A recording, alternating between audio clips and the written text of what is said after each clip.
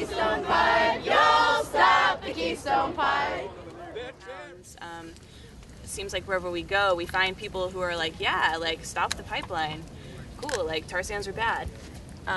Which is really kind of surprising to find for some of us. And I think that's an important part of a direct action campaign,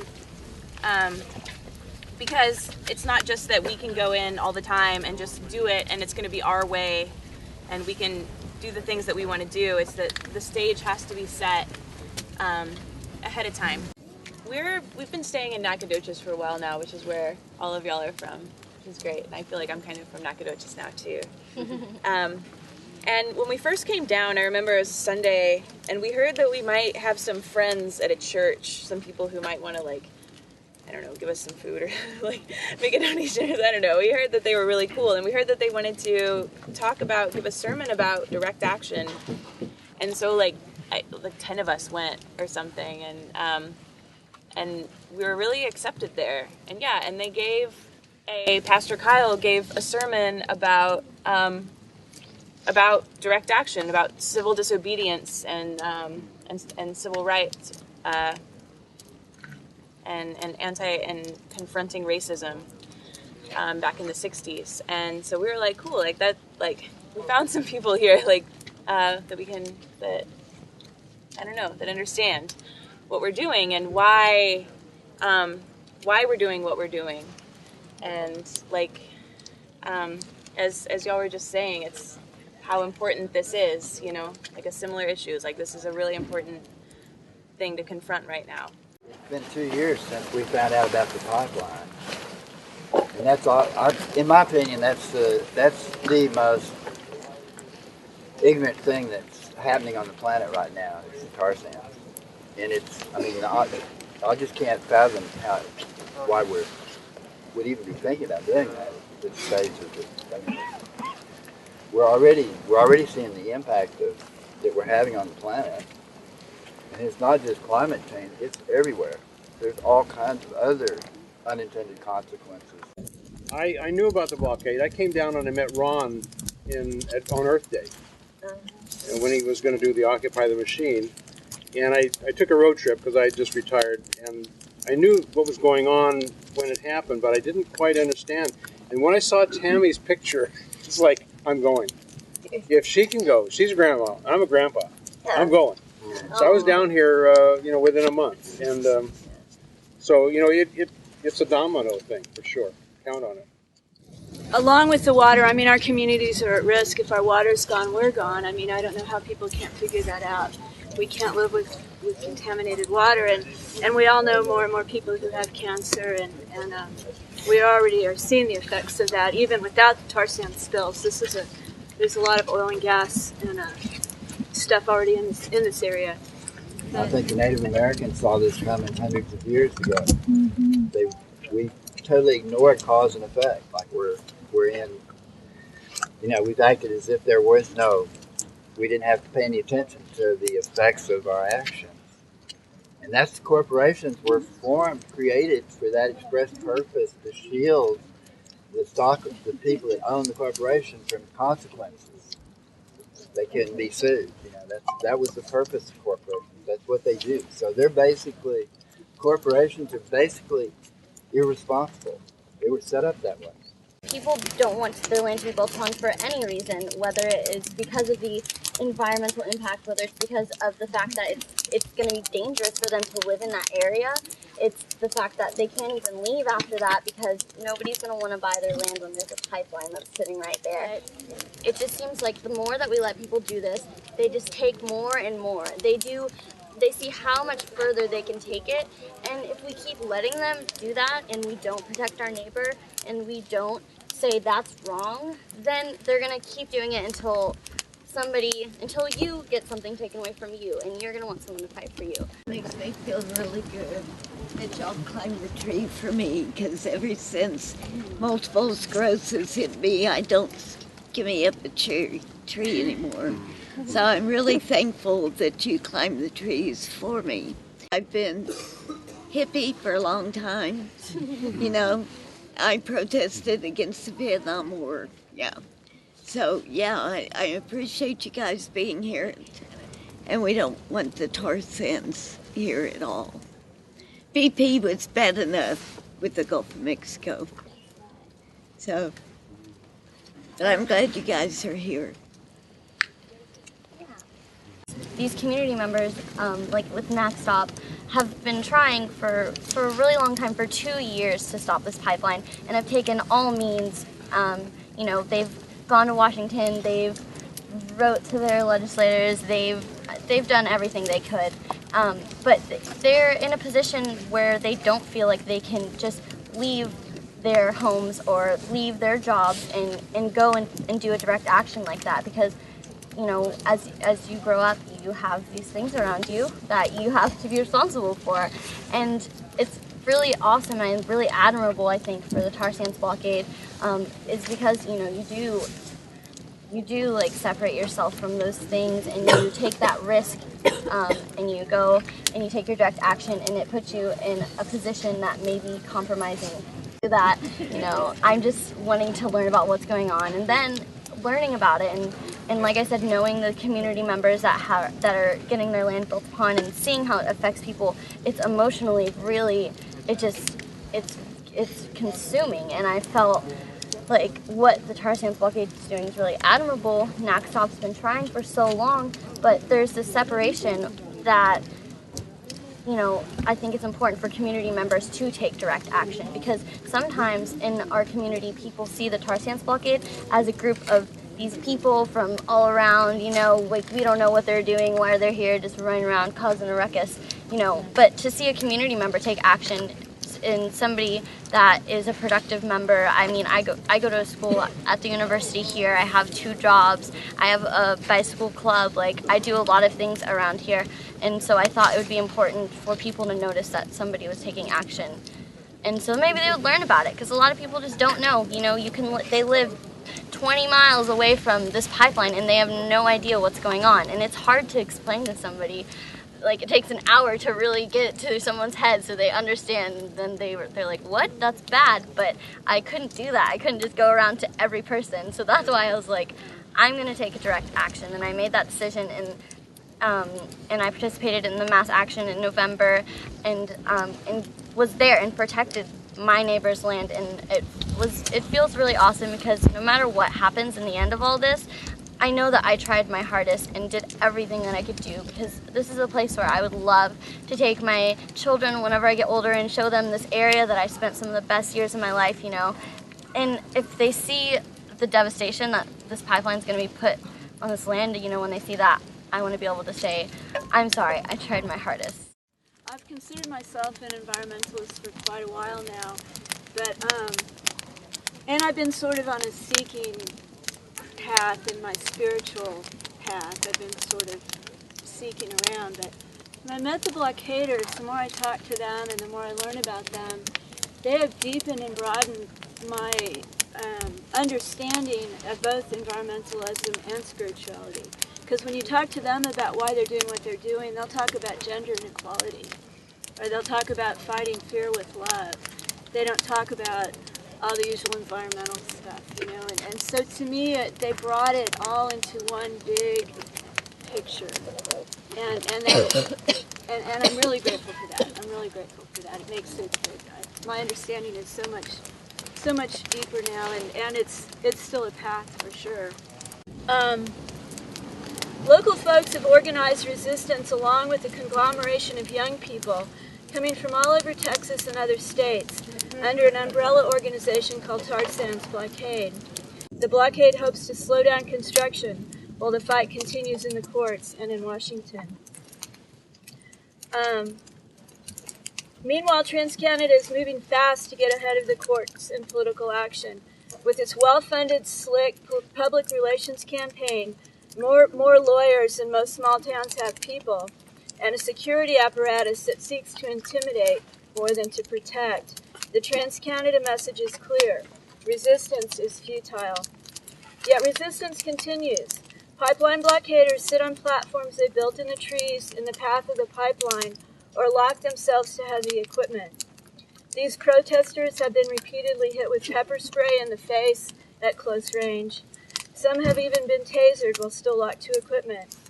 Once in court, these young people are assessed bails in excess of $15,000 and charged with felony crimes. Ranging in age from early 20s to mid-30s, they come from all over. Several from New York, some of them veterans of the Occupy Wall Street movement. Appalachia, where they've been opposing the coal companies and mountaintop removal. California, where they've opposed the cutting of old-growth forests. And other places like the cities of Chicago and Nashville and the states of Maine, Minnesota, Vermont, and of course Texas. They're smart and articulate, and they've made great sacrifices. Some sold all of their belongings except what would fit into a backpack, squeezed into a car with 4 or 5 others, and drove across the country to be here. Some have families who support them, while others who have families who think they're crazy. A few don't have families. The young people have diverse religious backgrounds or no religious background. Most of them are secularists. Several are Christian. We look up Sunday mornings and see these kids coming into church with wild haircuts, scruffy beards, and raggedy clothes. They sit on the edge of their seats during the sermons. They ask questions, they are passionate, they hug people, they pitch in and wash dishes and set up chairs, they jump up and down with glee when invited to share a home-cooked meal and have a shower and their clothes washed. I preach hard every Sunday with my heart in my throat, because I know that in the next few days it is likely they will be standing in front of what Steinbeck called the monster and Paul called the powers, and they will be hit with pepper spray and hauled off to jail. One Sunday, the kids joined in as we all gathered around a church member to pray as he went off to MD Anderson Cancer Center in Houston. We knew that the battle against cancer and the battle against tar sands are connected. In the next few weeks, these young blockaders will move on to somewhere else in the fight against the pipeline, and we will still be here. It will be interesting to see what we learn from these kids. To stand against the Keystone Pipeline is nothing short of foolish. Overwhelmed, outnumbered, and underfunded, these blockaders and our church are no match for TransCanada. With most of East Texas supporting the pipeline, we wonder sometimes if we were simply damned fools rather than fools for Christ. I don't know. But what I do know is that we prayed for a young adult ministry, and God sent us these young adults who have led us into a ministry of folly. The church is a really important and interesting, and I think is a reason that maybe the story of this community in the pipeline has changed. It's different from other places because it's a really amazing thing to see that coalition between the church and the tar sands blockade. I honestly, I've never really gone to church, and especially when I was in NAC, I hadn't stepped into a church, and after my action, they invited me, everybody over there, for kind of like a debrief. All of this stuff just happened, and a lot of community members, they're not, they're not activists. They're not used to seeing the police brutality. They're not used to seeing people that they love getting arrested, and they just, it's emotionally something it really affects people. So we wanted to all get together and be able to talk about what happened and answer any questions. Any community members, anybody from the tar sands blockade, just anybody that wanted to know. And the church was like, we'll be here for you, come here. And I didn't know what to expect. And I walked in there, and it was just beautiful. Everybody got a chance to go around and say, how they feel about what happened, and what they feel for the future because of this day, because of the direct action, the mass action that we had. And I heard so many people say that, the community members thank these people. They said, you've given us this energy that we haven't had, and you've done these things for us that we don't feel like we can do, and you have, they're just so thankful. And then the people from the tar sands blockade just saying, thank you guys so much. You've just been there and given us all this stuff and loved us. And it's like just a big room full of love and giving, and it was just so beautiful. And that's why the direct action is really important, because whenever one person takes an action, they're doing it for all those people that can't do it. They don't feel like they can do it. Everybody has their own way to take an action. And you don't have to go in a tree. You don't to be against the pipeline or to take action against the pipeline. Like, I hosted this community bike ride against the pipeline, and it was a way, there's 30 people there that we just went on a bike ride around town, and it was our way of showing like a mass amount of people that don't want the pipeline to happen. And it's just, everybody has a different way of expressing that, and not everybody feels like they can, go up into a tree or something like that. So it's really awesome to see the church coalition, and just, like, the pastor, he writes really well, and I remember when we were there, he said, there's 2 really defining moments in our church that really, like, gave us strength and brought us together, and one of them was during the hurricane relief, and whenever their church went out and, like, helped out with that. And then he said the other thing was the tar sands blockade coming, and, all of this work has just brought them together and given them strength, and so... Yeah. Yeah. And like you were saying, all these different ways. I know, like, Marilyn and Vicky, like, write letters constantly. It's, like, really great. I've read some of the things y'all have written. It's just awesome stuff that, like, things that slip our minds that we forget to, like, write that letter to the editor, like, write this stuff. And that there's really a lot of synergy that's gone on. And I think that's what's made it, distracted me. Like, that's what's made it possible, like, for us to survive and thrive here and to develop this synergy together. And I hope that we continue to see more of that in the future. And that's just one thing that we wanted to share, like, when we're planning this, to send back, like, if people are going back to their home campaigns, to, like, look for those other groups who are there. Like, look for that common goal. Like, look for that synergy, because you can really, like, we can move together. Like, we can coalesce on that. And we can get a real movement growing,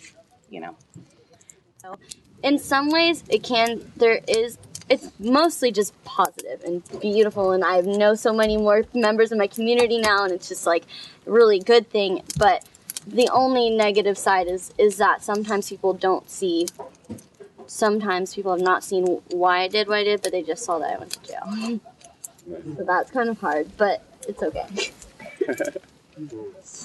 Yeah. I'm the coordinator of the farmers market, and I was a little bit concerned because I work really close with the Chamber of Commerce in the city, and so far I've had absolutely not one single person is said, and a lot, and some of the vendors,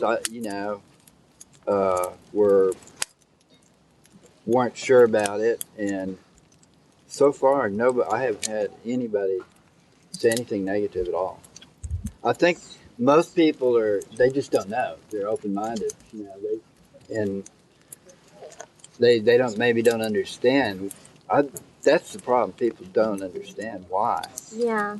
Why would somebody camp out in winter in East Texas and climb up, and why is it so important? So this is a huge educational thing.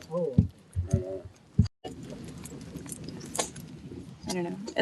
As much as y'all have said that, that you've spoken a lot of nice words about the blockaders tonight, and it just, like, really brings my heart up to my throat. And I don't know.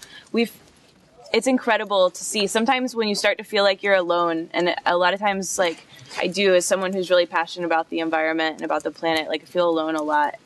And then to, like, hear y'all, like, come out with these stories and, like, talk about it together feels really good. And it feels like this is maybe something that we can make progress on. This is something that maybe we can do. I'd like to add on that too, because I'm from Livingston. This is my hometown. I've been involved with the tar sands blockade, one other action in Winsboro. But I was on Facebook in August, and I saw Tammy's photo, and I was like, what the hell is going on? Because nothing like this ever happens here, and I'm really happy that all of you are here. Yeah. Yeah, it's great that you're here. We're glad you're here. I just came in here, and I'm a little nervous about speaking at a community thing, but I'm just going to go out on a limb in front of all these cameras and people and everything. But I just, like, being at the tar sands blockade and, like, becoming an activist in general, I've learned a lot about what the word community means to me. And it's like the first 2 days I was here, it was like, bam, instant community. And I think that's, like, what a lot of our experiences are. Because when you're like, adrenaline is going really fast and you're just like running around with somebody and hoping that they get away. I don't know, you're just like, develop like a really special connection. And like you see, I don't know, you just see like all these people that are taking risks, and it's really inspiring and amazing. Community just happens naturally. And I think what we're doing is like kind of crushing a lot of borders. I hear like these different names of communities and like counties and cities that people are from, and like it's really absurd to me like that the police ask for all these IDs and like put us in boxes and categories and stuff, and we're just openly defying that by being such a strong community of people like everywhere we go. So it's just like there's a lot of redefining in my mind and in my life of these borders, and I think like I don't know, more movement and this just coming together is like another strong example of that, just constantly crushing borders and becoming a big loving community with each other. One big community. Yeah. Nice. Yeah, I think that the fact that, I mean, how many of you guys are not from Texas? Okay, that's crazy. Look at all these. Yeah, like, so you guys are not from Texas, but we today, right now, what we're doing is building a community. We are all part of this same community, and when you leave the Texas borders, you're gonna go and you're gonna talk to your friends and you're gonna talk to your community members, hopefully, and like let this be an example about how like a strong group of people that are really dedicated can really make a difference, no matter how small it is. And you guys being here right now, I'm sure you already know that, but I just love that there's people here from around the states. It's beautiful. You stand up well for social justice. Yeah. Social justice. That's good. Really good. I think that maybe the most important thing we're doing is creating a future sustainable way of living, which is about community, learning how to live in community. That may be the most important thing that's happening here. Because, you know, we're going to have to create a new future, and y'all are going to be the leaders. If there's going to be a future, somebody's got to do it. Somebody's got to figure out a sustainable way to live on this planet. So. Yeah.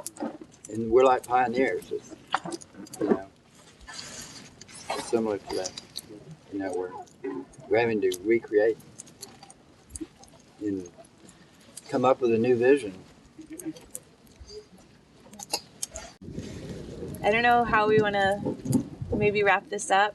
It feels really like, I feel like applause is so like, that's what you do for like presidents, like Congress people, like so like silly. We like to howl. We like to howl. And that's not silly. That seems more appropriate. I mean, we're out here, we're on this land, we're talking about like idle no more. We're talking about like creating a community, like crushing borders, like stopping resource extraction.